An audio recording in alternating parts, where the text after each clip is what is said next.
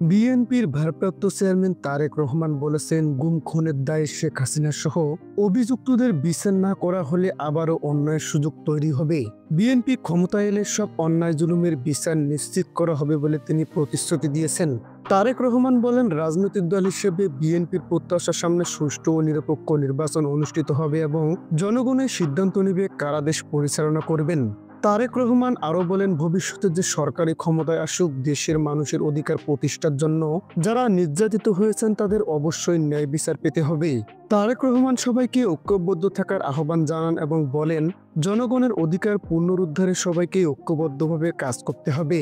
রোববার রাজধানীর একটি হোটেলে গণতান্ত্রিক অধিকার পুনরুদ্ধার আন্দোলন, গুম খুন ও শহীদ পরিবারের সদস্যদের সম্মানে আমরা বিএনপি পরিবারের ইফতার আয়োজনে তারেক রহমান এসব কথা বলেন। বিগত সময়ে হওয়া গুম খুনের বিচারে বাংলাদেশের সব রাজনৈতিক দল বিএনপির সঙ্গে একমত পোষণ করবে বলেও এমন আশা প্রকাশ করেন তারেক রহমান। বিএনপির ভারপ্রাপ্ত চেয়ারম্যান আশা প্রকাশ করেন, দেশে আগামী দিনে একটি নিরপেক্ষ নির্বাচন অনুষ্ঠিত হবে। অনুষ্ঠানে বিএনপির যুগ্ম মহাসচিব শহীদ উদ্দিন চৌধুরী এনি বলেন, আমি সরকারকে অনুরোধ করব, বিগত 15-16 বছরে যারা গুম খুনের শিকার হয়েছেন আর জুলাই গণ অভ্যুত্থানে যারা শহীদ হয়েছেন তাদের মধ্যে দুটি পক্ষ তৈরি করবেন না।